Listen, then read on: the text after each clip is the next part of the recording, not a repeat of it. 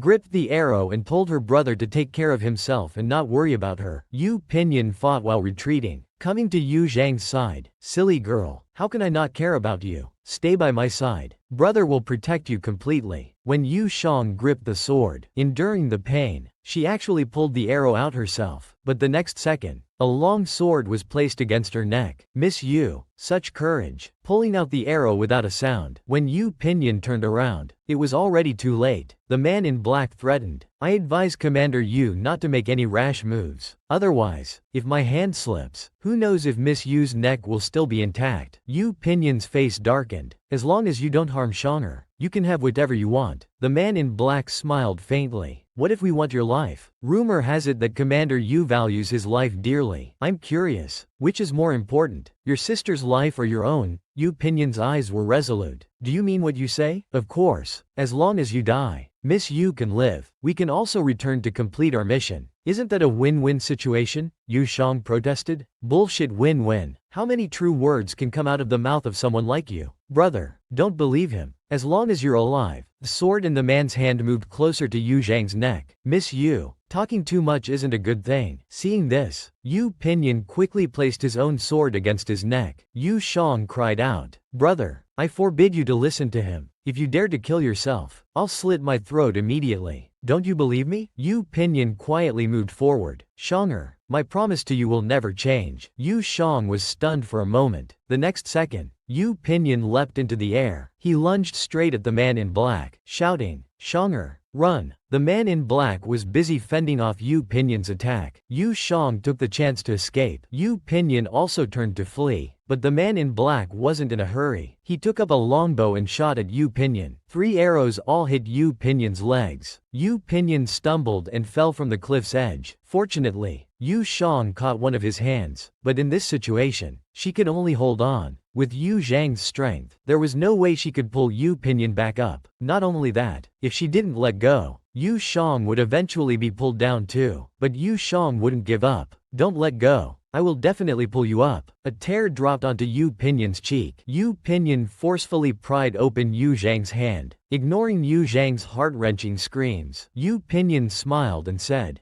"Be good. Don't cry." Yu Shang watched Yu Pinyin fall. "If you're not here, what meaning does my life have?" Saying this, Yu Shang also jumped down. Yu Pinyin never imagined that Shanger would be so foolish. One after the other. Finally, their hands clasped tightly. The two embraced. "Shanger, have you gone mad?" Yu Shang smiled beautifully. "I told you, wherever you go, I'll follow. If we can't live together, we'll die together." Yu Shang couldn't bear to let Pinyin fall alone. She actually jumped down herself. The two finally embraced again in midair. The assassin, seeing the two fall from such a height, thought they must surely die. The leader was a cautious person. He needed to see people alive and bodies if dead. It was a bitter sea of suffering. He felt very helpless. He could only bow and pray for their safety. At this time, the Yu mansion had already been searched. The old madam and the two young ladies of the Marquise's mansion were all imprisoned in the imperial jail. Yu Miaoqi gloated, taking the opportunity to mock Yu Shang, saying she must be living comfortably outside. But Yu Saiyu didn't believe it. She knew Zhang's character over the years. Sister Shang wasn't an ungrateful person. If she knew something had happened to the Marquise's mansion, she would definitely come to help. The old madam blamed herself for driving Shang out of the Marquise's mansion with her own hands. Now Shang must still be angry with her, even if she wanted to come. Lord Shen probably wouldn't let her get involved in this mess. Yu Saiyu comforted her grandmother, saying, "After spending so many years with Shang, don't you know her character? She definitely doesn't know about the trouble at the Marquise's mansion yet." Yu Miaoqi couldn't stand Yu Saiyu's words and mocked. Such a big event as the Marquise's mansion being searched. The whole Han dynasty knows about it. How could she not know? Yu Saiyu saw this heartless person speaking ill of Shang again. She hadn't properly asked Yu Miaoqi's brother whether he had planted the incriminating evidence in the study. As she spoke, Yu Saiyu took off her belt. Yu Miaoqi had forgotten the pain after the wound healed and was nonchalant. "So what if I did? So what if I didn't? We're all imprisoned in the imperial jail now. What's the point of dwelling on those old matters?" At this moment, she didn't notice that Yu Saiyu had already walked to her side. The next second, she directly wrapped the belt around Yu Saiyu's neck. She tightened it with all her might, cursing non-stop. "If you planted it, I'll strangle you to death. You bitch." Yu Saiyu's fierceness was something Yu Miaoqi had witnessed before. Dare to admit it. Big Brother's study was heavily guarded. How could ordinary people get in? Yu Saiyu is smart. The day Shanger left home, "Didn't you go to the study?" Yu Miaoqi's face turned black at this point, looking like she was about to pass out from being strangled. Yu Saiyu still didn't let go. "That day by the lotus pond, you told me to take a good look at the scenery of the Marquise's mansion, saying I wouldn't be able to see it again. It was you who harmed the Marquise's mansion." Just then, Madame Lin came to visit Lu Wan and saw Yu Saiyu strangling Yu Miaoqi. She shouted, "What are you doing?" Yu Saiyu seemed to have seen a savior and quickly shouted, "Mother, help." Madame Lin hurriedly asked the guards for help. "Someone is trying to kill here." But the guards didn't care about these trivial matters. Madame Lin had no choice but to beg Yu Saiyu to spare Kier. The old grandmother couldn't stand by and watch, so she finally spoke up, telling Yu Saiyu to let her go. Yu Saiyu was silent for a moment. She then released Yu Miaoqi. Yu Miaoqi probably wouldn't dare to provoke Yu Saiyu for the rest of her life. The old grandmother was also open-minded. No matter who you're working for, without the Yongle Marquise's mansion, you've lost your value. Sooner or later, you'll be abandoned and die a miserable death. I'll wait and see what kind of good end you can have. Yu Miaoqi sneered, secretly delighted. My end will naturally be as the empress of a country. At this time, another person came to the prison. It was none other than Yu Zhang's brother, Shen Yuanqi. Surprisingly, he wasn't wearing his official hat. There are usually only two situations for this. Either he was demoted or he retired. Lord Shen was so young. It seems he was implicated by the Marquise's mansion. Shen Yuanqi asked the jailer to open the cell door. He explained, "Old madam, there's no need to worry. I've only been temporarily suspended, not stripped of my rank. I've obtained an imperial edict from the emperor. I'm here to release you all." Yu Saiyu, truly carefree, mocked. He's really good at doing favors that cost him nothing. Those who don't know might really think Lord Shen saved the Marquise's mansion. rather than the late emperor's promise to the marquise's family not extending to the children.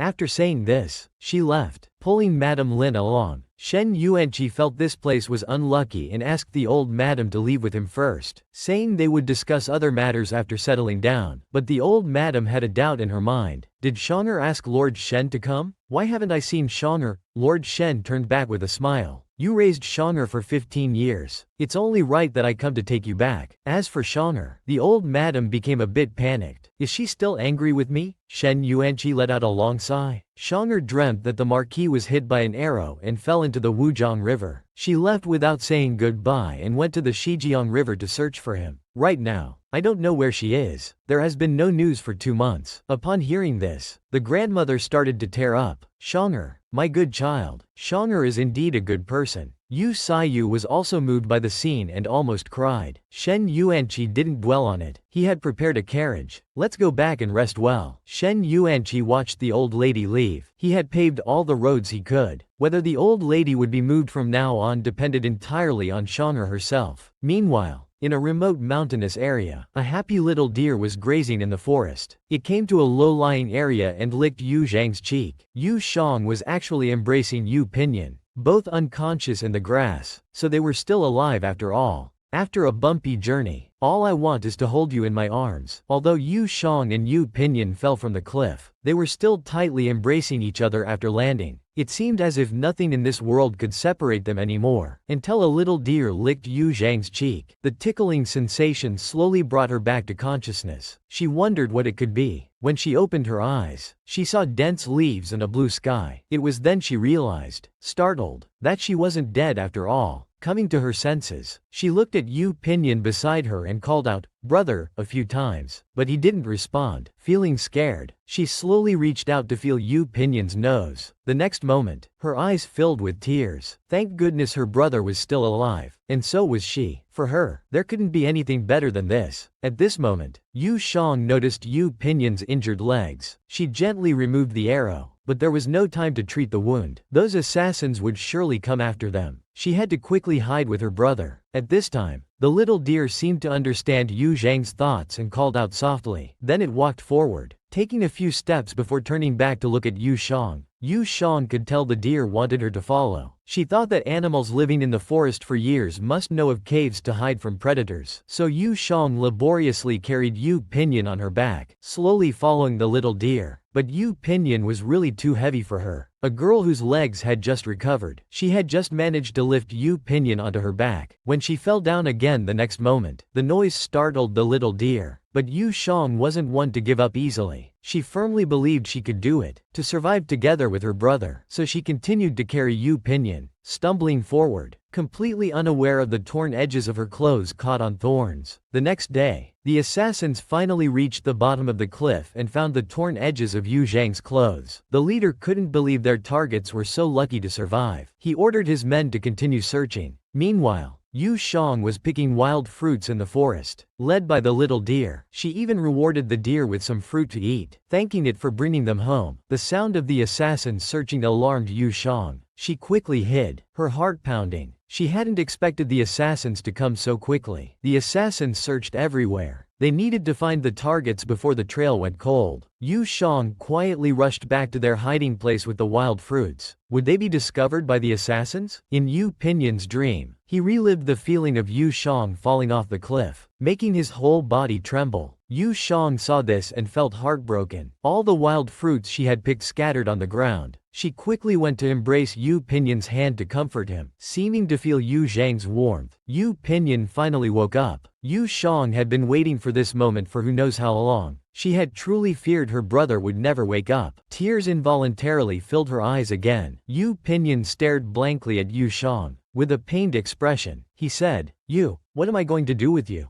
Yu Shang hugged the now sitting Yu Pinyin. "It doesn't matter what you say. If it happened again, I would make the same choice." Yu Pinyin embraced her, smiling bitterly. "Silly girl, you didn't cry this much when you jumped down with me, but now you're in tears." He shouldn't have said that. Yu Shang turned her head away. "What do you know? These are tears of joy." Suddenly, something came to mind that worried her again. When he went out to pick fruits, he saw those men in black again. We must leave here as soon as possible. Just as he finished speaking, voices of the men in black came from the cave entrance. Boss, there's a cave here. The brother and sister were terrified. This is bad. Two men in black, carrying torches, searched the cave. This place doesn't seem to have signs of human activity. The two men walked further inside. At this moment, the siblings were hiding around the corner. They were about to be discovered. Just then, a small deer appeared at the cave entrance, calling softly. The two men in black turned to look. One of them was excited. Brother, we haven't had meat in a long time. Why don't we catch the deer first, then look for people? The other agreed without hesitation. Yeah, I'm quite hungry. The two men in black set off to chase the deer. The siblings also left the cave. Yu Jang was worried about the deer, which had saved them before. Yu Pinyin understood. Go, I'll come with you. Yu Jang was surprised. How did you know what I wanted to say? Yu Pinyin smiled gently. I understand you far better than you understand yourself. Yu Jang teased. Then guess what I'm thinking now. Yu Pinyin was embarrassed. Well,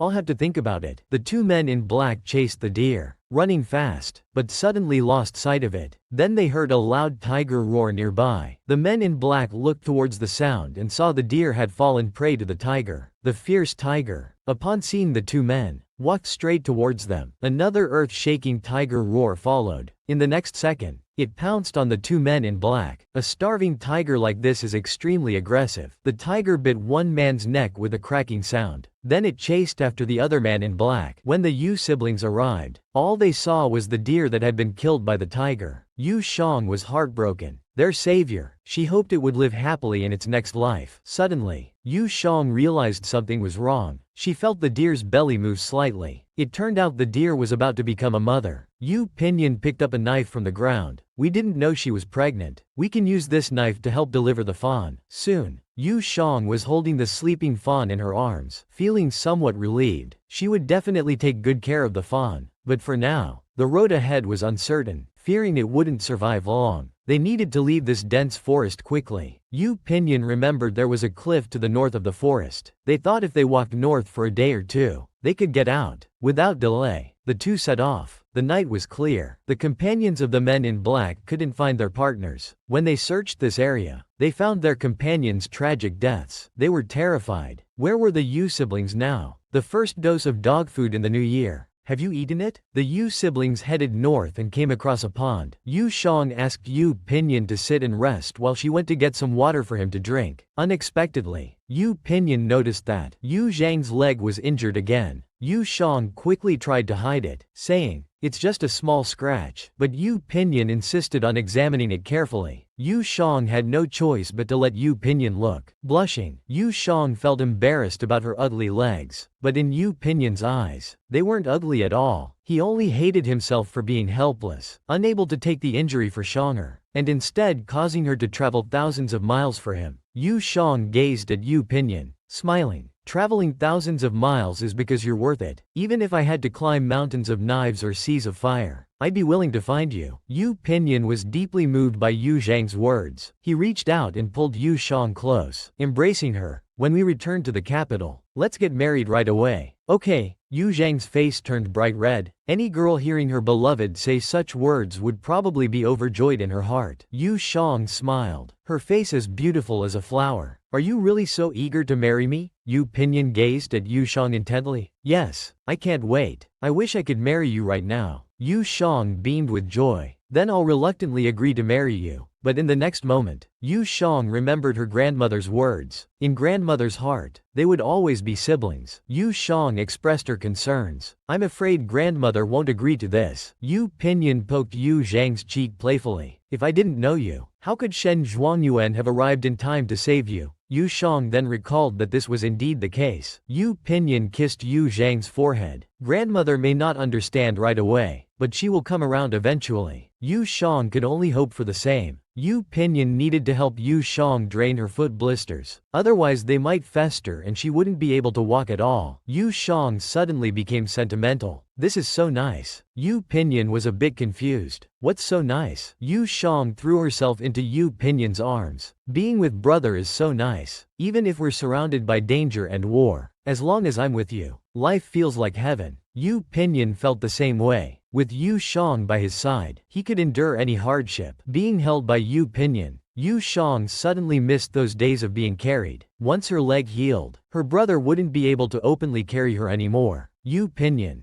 ever the doting husband, said, "Then I'll make you another wheelchair. You can sit in the wheelchair when we return to the capital." Saying your leg is injured again. This delighted Yu Shang. That's a brilliant idea. I can walk when I want to, and be carried when I don't. It couldn't be more perfect. In her joy, Yu Shang planted a kiss on Yu Pinyin's face. She then told Yu Pinyin about dreaming of him every day. Yu Pinyin was curious. "What did you dream about me?" Yu Shang playfully pointed at herself. "I dreamed you were kissing me, and then I woke up." Yu Pinyin leaned in closer. "Like this? Under the moonlight, in the forest, by the small lake, witnessed by a small deer." A couple was shamelessly displaying their affection. The first dose of dog food for the new year.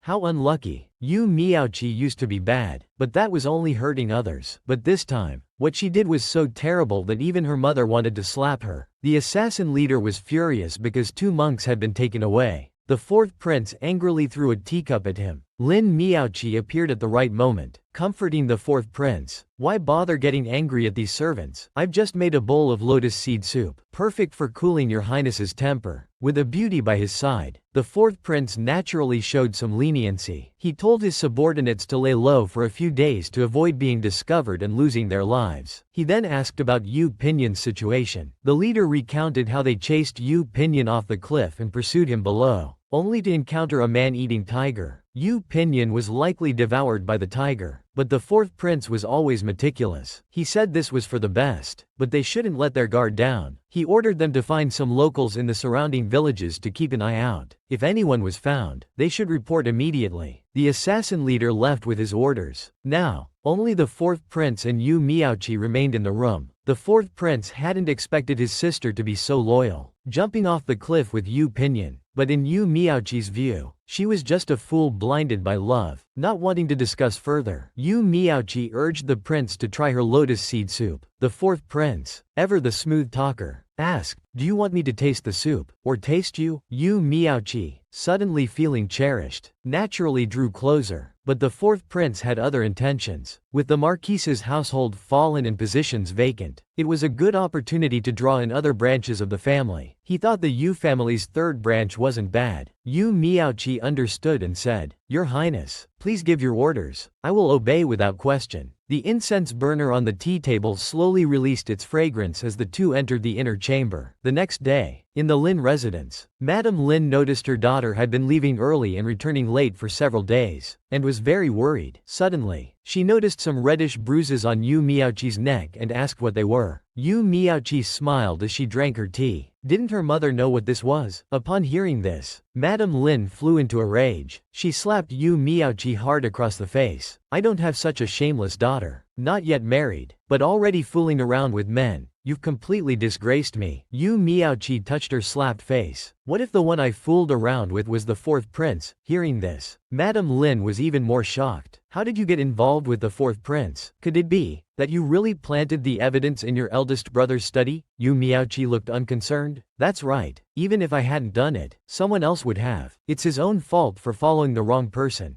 Don't blame me." Madame Lin was so angry her hands were shaking. "Do you know what you've done? You're a Yu. If the Yu family falls, you'll be the daughter of a criminal. Now, forget about the 4th prince. Even ordinary men might not want to marry you." Yu Miaoqi wasn't worried. "I have my own ways. I just need mother's help." Madame Lin hesitated. "How can I help you?" Yu Miaoqi smiled slyly. "Third uncle was once the minister of personnel. He wants to support someone from the 3rd branch to become the new marquis." Madame Lin knew this. "But wasn't your 3rd uncle exiled with his whole family for selling official positions, after being reported by Yu Pinyin? That's why mother needs to help 3rd uncle overturn the case. Just accuse Yu Pinyin of framing 3rd uncle to seize the title." Madame Lin was shocked. "You want me to give false testimony?" Would Madame Lin help Yu Miaoqi continue her wrongdoings? Yu Zhang's disappearance worried Shen Yuanqi greatly. Plus, he still had to investigate the mastermind behind framing the crown prince and Yu Pinyin, but made no progress. Fortunately, Master Kuhai returned. Shen Yuanqi was overjoyed, but Kuhai told him to be prepared for the worst. "The cliff is over 1,000 feet high. with fierce beasts below. I fear Miss Yu's chances are slim. Kuhai recounted in detail how they were chased by assassins that day. Hearing this, Shen Yuanqi nearly collapsed. Kuhai also thanked the prince for saving him. He rushed back to report, while Kahui led people back into the dense forest to search for Miss Yu. Hearing there was still hope, Shen Yuanqi urgently wanted to go to West River to find Shonger, but the crown prince stopped him. He felt bad about what happened too, but now the court was in turmoil. With the culprit nearby, Shen Yuanqi rushing to West River would be falling into the culprit's trap. Shen Yuanqi suddenly realized, indeed, what could he do in West River? He couldn't travel as fast as Kahui or search as well as the guards. He would only get in the way. He bowed to the crown prince. Thank you for your reminder, Your Highness. Now Shen Yuanqi's eyes were determined. He asked Master Kahui to explain the incident in detail. He must find the culprit. Meanwhile, in the dense forest of the western regions, the Yu siblings hadn't yet left the forest, but Yu Shang felt a pain in her stomach. The next moment, she fainted. When she woke up again, she was in a farmer's house. She faintly heard a doctor diagnosing her condition. Yu Shang slowly asked, "Where am I?" Yu Pinyin was happy that Shonger had woken up. He told her they were in a farmer's house at the foot of the mountain. They had escaped. He asked how she felt now, if her stomach still hurt. Yu Shang was sweating. The answer was obvious. Yu Pinyin saw this and felt heartbroken. He told her to wait a bit. He would go get medicine, but Yu Shang asked him not to leave. She wanted her brother to stay with her. She didn't want to be alone. Yu Pinyin had no choice but to stay. But someone had to get the medicine. He could only ask the doctor to return to town and have someone deliver the herbs. The kind-hearted doctor said he would have his apprentice deliver it, but unexpectedly, after the doctor left, he secretly took out a wanted poster. It was the missing person notice for the Yu siblings. He thought he was going to make a fortune. Little did he know, he might not live to spend it. Yu Zhang's stomach hurt, so she could only lie in bed. Yu Pinyin saw the doctor off and stayed by his side, completely unaware of the danger. Step by step, approaching the kind-hearted farm woman who brought Yu Shang a hot water bottle and ginger soup. Yu Zhang's mouth was blessed. The old woman was kind-hearted and would be rewarded in the future. Yu Shang accepted the ginger soup. The old woman said, "Young lady, you're the lucky one, having such a caring brother." But Yu Shang said he wasn't her brother, but her husband. No wonder the old woman thought it was strange. The way this young man looked at Yu Shang wasn't right, yet he called himself her brother. Yu Pinyin was a bit shy and praised the old woman's keen eye. The old woman took Yu Zhang's bowl. "It's just that I've lived long and seen much." Saying this, she turned and left to prepare some food. At this moment, Yu Shang and Pinyin spoke simultaneously. Yu Pinyin smiled gently. "Shonger, you go first." Yu Shang drew closer to Yu Pinyin. "How's your leg? What did the doctor say?" "Fortunately, it was treated in time." "Is your stomach feeling better?" Yu Pinyin asked Yu Shang, who rested her head on Yu Pinyin's shoulder. "It's better. As long as you're by my side, everything is fine. Sometimes I even think it's better here than in the capital. Although we're always on the run, there's no gossip here. Everyone just treats us like an ordinary couple." Yu Pinyin, showing his love, said, "If you like it, once the border is pacified, we can stay here for a while." Yu Shang then remembered that she not only dreamed of her brother falling into the Wu River but also of trouble at the Marquise's mansion in the Eastern Palace. Ao Ping had found false evidence of treason in his study and a dragon robe in the Eastern Palace. Yu Pinyin's eyes showed a hint of killing intent. "Their real target isn't me. It's to overthrow the attitude and take the high position." Yu Shang worried. "What should we do now? Brother is now accused of treason. We can't return to the capital or the army." Yu Pinyin confidently took out a tiger-shaped bronze object from his chest. "Look, what's this?" Yu Shang was shocked. "Is this the tiger tally?" Yu Pinyin carefully put it away. "That's right. Before we left, His Majesty gave me this tiger tally. I can mobilize the border troops at will. As long as we have soldiers, we needn't fear those Western wrong people." Hearing this, Yu Zhang's expression fell, tears in her eyes. "So you're still going to the battlefield?" Yu Pinyin held her to his shoulder. "The people of Shijiang are suffering. I can't ignore it." Yu Pinyin comforted her. "It'll be over soon." At this moment, a commotion came from outside. "It's this house." Yu Pinyin looked back. It should be Dr. Wang bringing medicine. Yu Pinyin told Yu Shang to lie down while he went to check. But who exactly did Dr. Wang bring? Yu Pinyin went out, expecting Dr. Wang with medicine. Unexpectedly, he saw his subordinate Zhang Meng. It turned out Zhang Meng and Lin Jia had been searching for Yu Pinyin. A few days ago, They saw Dr. Wang inquiring about the general's whereabouts and became suspicious. Today, seeing him furtively talking with a man in black holding the general's portrait, they learned of the general's location. Lin Jia went after the man in black, while Zhang Meng captured the doctor and came to find the general.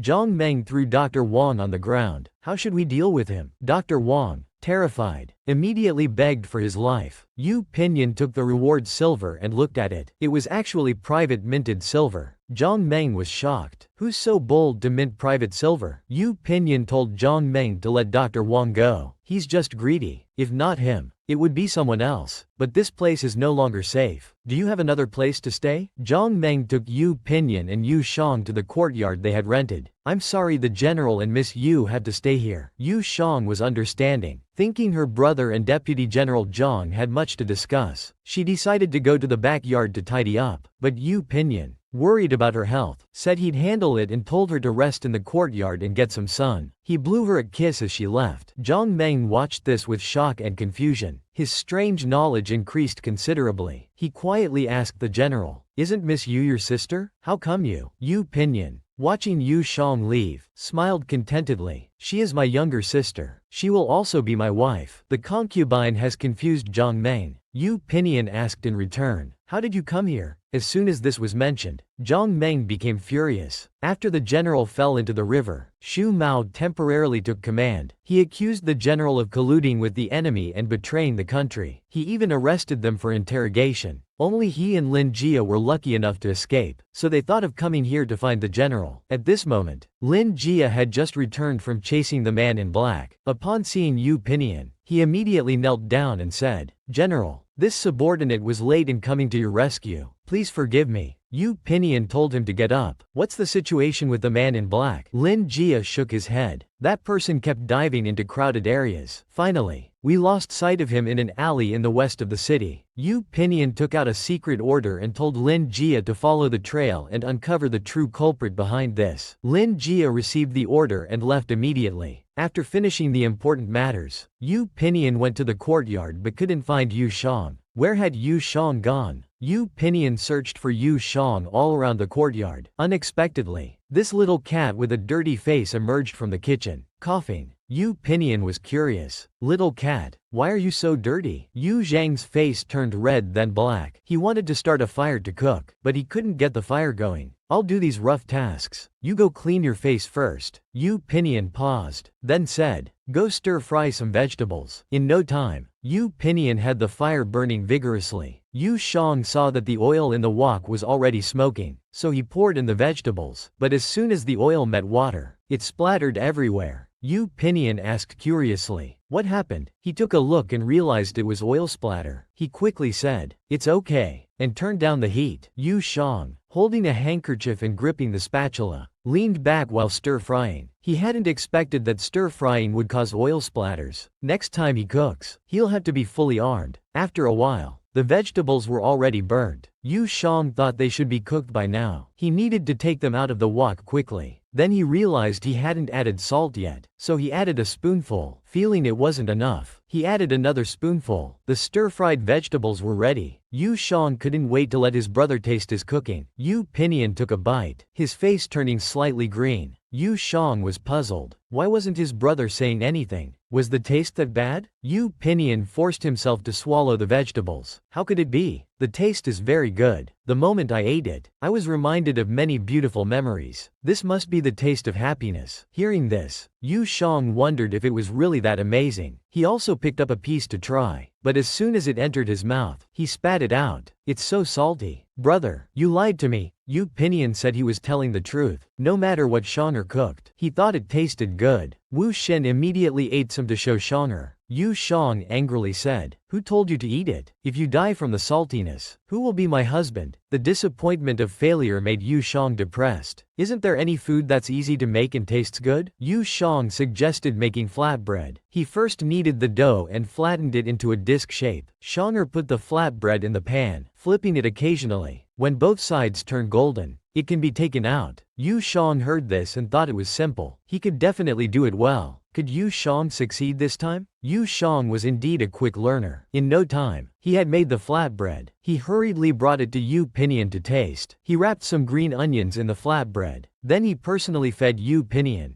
Don't you think I'm very virtuous? Aren't you lucky to have me?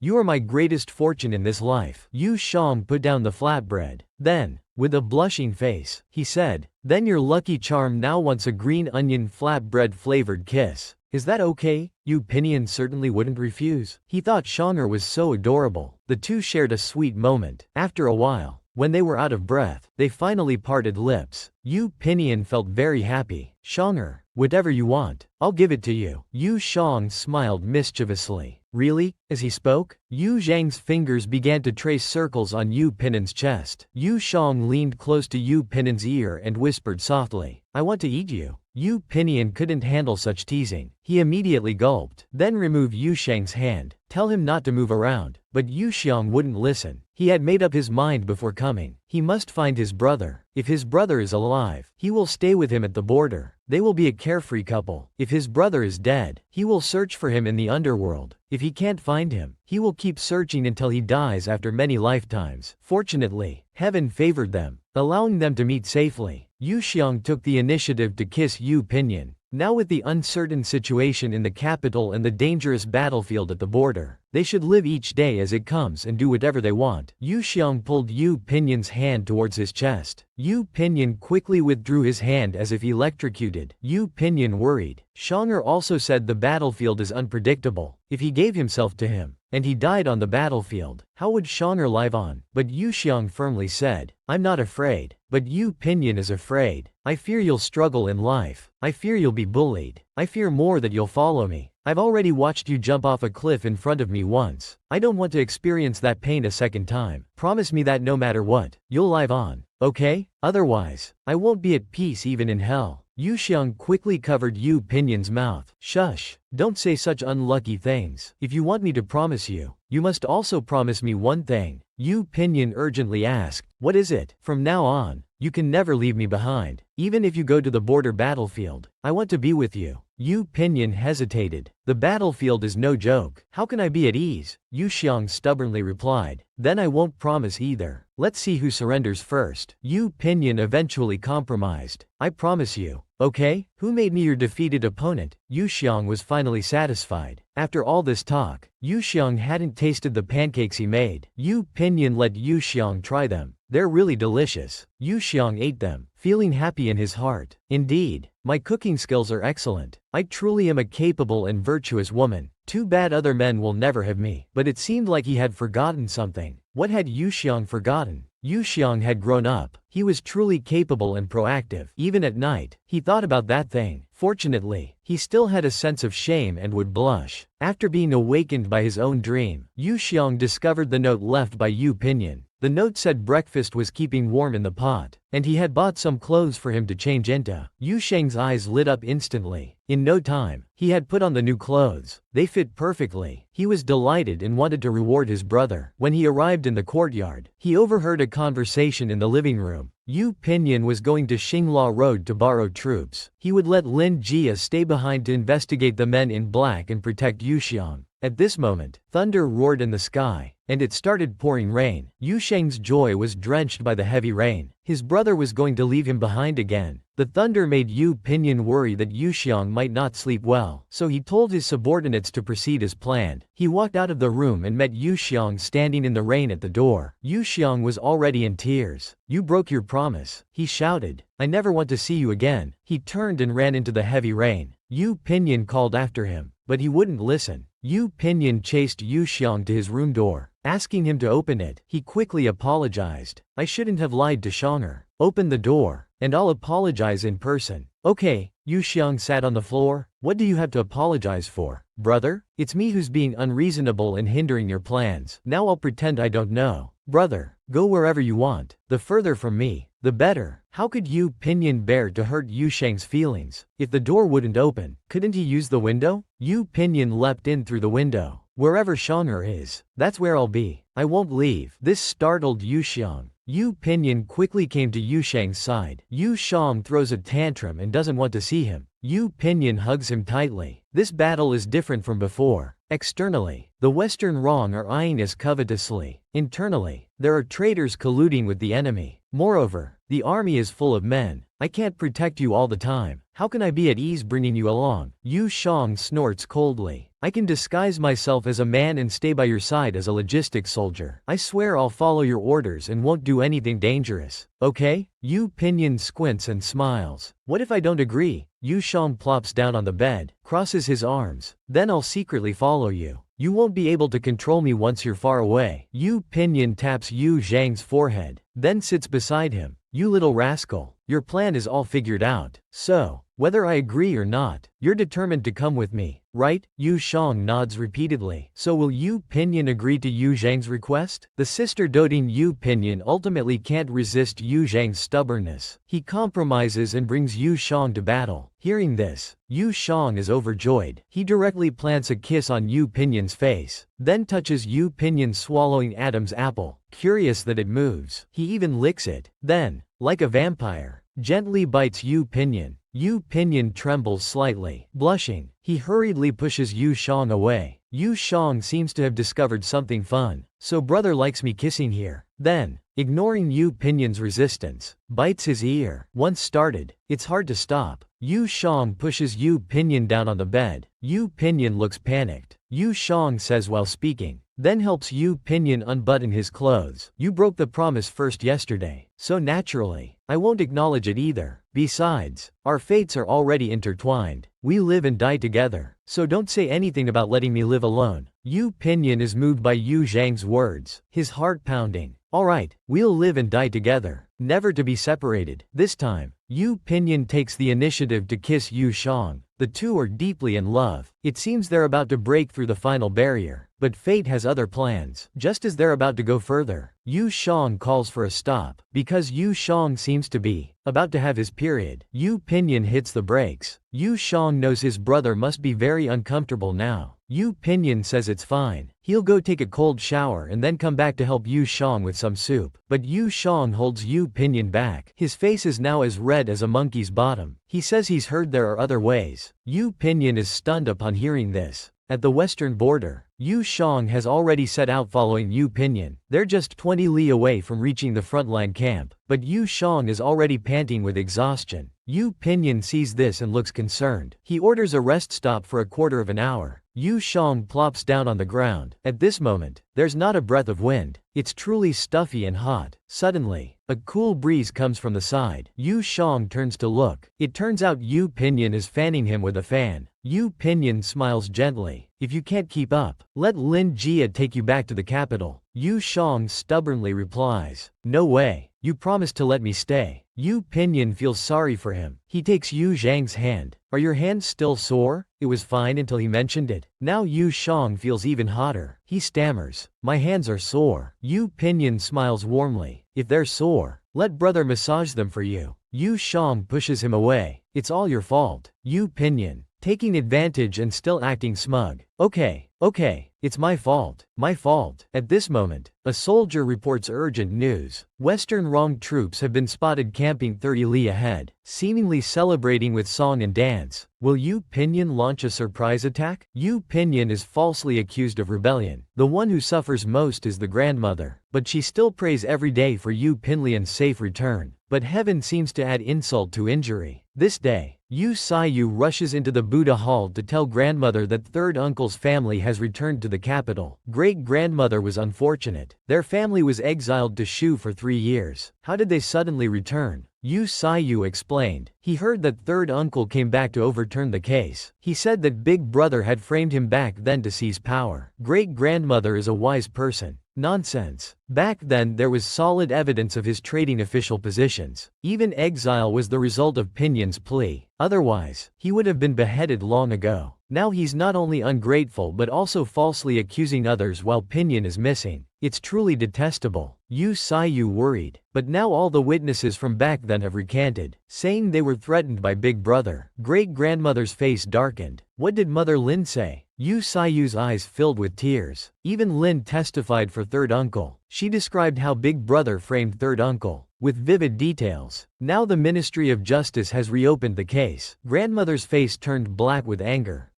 Lin. At this moment, a voice announcing an imperial edict from outside caught their attention. The eunuch holding the imperial edict proclaimed, by heaven's mandate, the emperor decrees, Yu Pinyan's title has not been stripped. Plotting against one's elder, regardless of status, is an unforgivable crime, by imperial decree. His title is stripped and inherited by the Yu family's third branch, Yu Junwei. Considering Yu Pinyan's whereabouts are unknown, the Yu old madam will receive the edict on his behalf. Therefore, great-grandmother still wanted to defend Yu Pinyan. It's not like that. Yu Junwei deserved his punishment. Pinyan didn't frame him. The eunuch chuckled. Old madam, are you suggesting that the emperor is wrong? Grandmother was startled and immediately fell silent. She respectfully accepted the imperial edict. The eunuch reminded, Marquis Shin is already on his way. I suggest you move out as soon as possible. Hearing this, grandmother dropped the edict and collapsed, fainting. Meanwhile, on the Western Zhang battlefield, Yu Pinyan received news of the Western Rong Army's encampment. The Western Rong Army was still celebrating with song and dance. This was a rare opportunity. Yu Pinyan waved his hand and ordered, relay my command, prepare for battle. We'll catch them off guard. The messenger acknowledged the order. Yu Pinyan, worried about Yu Shang, was about to say something, but Yu Shang stopped him. No need for words. This chance won't come again. Brother, you should leave quickly. Yu Pinyan, now without worries, said, Lin Jia will escort the supplies to the frontline camp. You can stay by his side then. This battle is a surprise attack, so it shouldn't take long. Wait for my return. Yu Shang understood. Yu Pinyan mounted his horse. Yu Shang wanted to say something more but couldn't find the words. The horse galloped away. Yu Zhang's 1,000 words became one sentence. Brother, be careful. In the distance, Yu Pinyan raised his spear, silently promising he would return victorious. Why in ancient times did they recognize the tiger's step but not the person when dispatching troops? In the frontline camp, Shu Mao led his subordinates in merrymaking, thoroughly enjoying themselves. Only one soldier noticed outsiders entering the camp. Everyone looked towards the entrance. Seeing two people leading troops to attack, Shu Mao shouted, who dares to intrude on our military camp? Lin Jia sneered, Vanguard General, have you forgotten me so quickly? Shu Mao was shocked and hurriedly ordered his men to seize the traitor. Lin Jia shouted,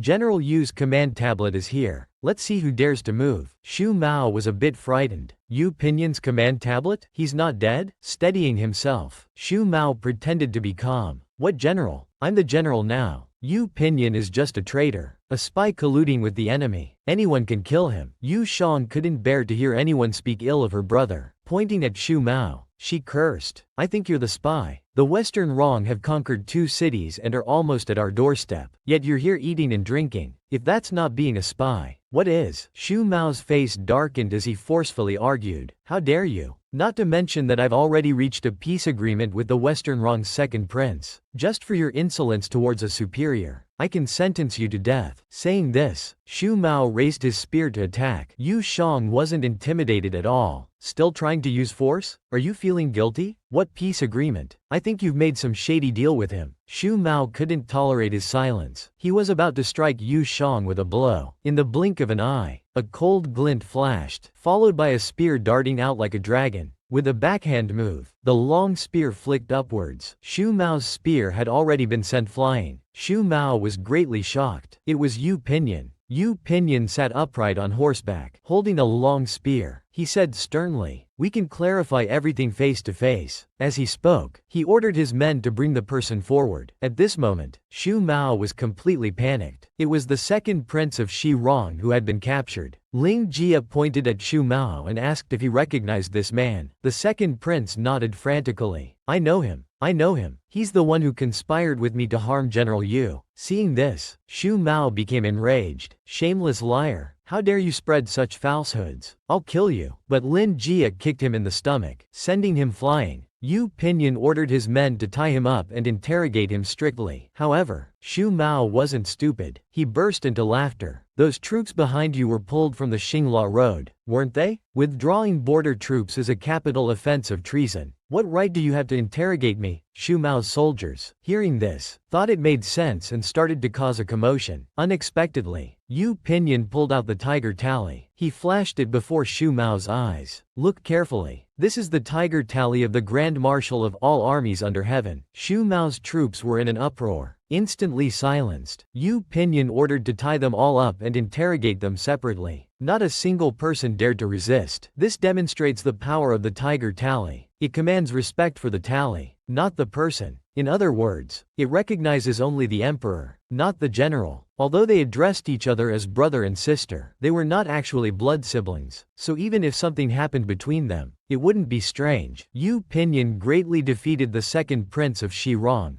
and also subdued the traitor Xu Mao, but there were still spies in the army. Lin Jia, following Yu Pinyin's orders, staked out by the grassland. Sure enough, he saw a young man delivering a message. Yu Pinyin opened the secret letter. It read, "The fish is still alive. What should be done?" Yu Pinyin told Lin Jia to keep watching, not to startle the snake in the grass. He said to replace the content with irrelevant information. Meanwhile, investigate where the carrier pigeon goes to find the true mastermind. There was another letter that Yu Pinyin wanted Lin Jia to deliver personally to the crown prince, but Yu Pinyin's movements suddenly paused, and sweat began to flow on his cheeks. "General, has your wound reopened?" Yu Shang, who was just entering with wine, overheard and told Yu Pinyin to take off his clothes to check. Lin Jia hurriedly left, suddenly remembering he had many things left undone. Yu Pinyin didn't want Yu Shang to worry about him. It's not a big problem, but Yu Shang didn't believe him. We'll know if there's a problem once we take a look. Yu Pinyin eventually gave in and his clothes were removed. Indeed, the wound had reopened. Yu Pinyin insisted that his body was fine, that he was used to such small injuries. Yu Shang poured wine onto a silk handkerchief and began to disinfect the wound. She muttered, "So what? If you don't take care of yourself in the future, I'll clean your wounds with strong liquor. See if that hurts." Yu Pinyin was already in pain, sweating profusely, but he didn't make a sound. After finishing, Yu Pinyin wrapped his arm around Yu Zhang's waist. "As long as it's from Shang'er, even pain is sweet." Yu Shang chided, "You just know how to sweet talk. Deceiving me." Yu Pinyin didn't let her continue, directly kissing her. The candlelight flickered slightly. The two went back and forth, their faces already quite red. Yu Shang tempted Yu Pinyin. "Yesterday my period ended. Does brother want to?" Yu Pinyin could no longer hold back. "Even if you want to change your mind now, it's too late." How could Yu Shang change her mind? She had been waiting for this day for a long time too. Yu Pinyin kneaded Yu Shang into a pool of spring water. She hung in his arms. The two embraced, intertwining and entangling. Yu Shang, breathing heavily, said, "I'm yours now. You can never abandon me in this lifetime, or I'll bite you to death." Yu Pinyin's face flushed red. "If I could let go, I wouldn't be here today. I will never leave you for the rest of my life." Yu Shang licked her crimson lips, her teary eyes like silk, gazing at Yu Pinyin again. "This is my good brother." Yu Pinyin was truly young and vigorous. He had been active several times throughout the night. The next day, it was already late morning. Usually by this time, he would have finished exercising. Today, he hadn't even gotten out of bed. This aroused the curiosity of the soldiers. The general called for a bucket of water in the middle of the night. He wouldn't let anyone bring it in, insisting on carrying it himself. At this moment, Yu Pinyin looked at the sleeping Yu Shang beside him, his face radiating happiness. Unable to resist, he kissed Yu Shang again, which woke her up. Yu Shang was feeling uncomfortable. Yu Pinyin noticed and said, "Should we ask the army doctor if there's any way to relieve it?" Yu Shang immediately felt embarrassed. "How can we ask the doctor about this? If you'd just be less active, I wouldn't feel so uncomfortable." Suddenly, a soldier burst into the tent. "Urgent report. The crown prince has come to rescue the second prince." Yu Shang, who was cursing outside the camp, screamed and quickly hid under the covers. Yu Pinyin's face turned as black as coal. The soldier only heard Yu Pinyin's roar from inside the tent. "Get out. You can't enter the main tent without announcement." The soldier shook his head as he left the main tent. "What's wrong with the general today? Is he not dressed? But we've all seen him before." Yu Shang, hiding under the covers, softly asked, "Has he left?" Yu Pinyin confirmed he had gone before getting out of bed. "I need to go out for a while. If you're not feeling well, Just rest a bit longer. Yu Shang noticed the scratch marks on Yu Pinyan's back, seemingly from her actions last night. Yu Pinyan turned back to give Yu Shang another kiss, telling her to wait for his return. Half an hour later, victorious shouts came from outside. The general is mighty and powerful. Yu Pinyan had won a great victory over the Western Wrong Crown Prince, but in his heart, he worried that Yu Shang might be anxiously waiting. He hurried back to the main tent, put down his weapons, and called out, "Shanger," but he couldn't find her anywhere. He asked the guards at the tent entrance where Yu Shang had gone.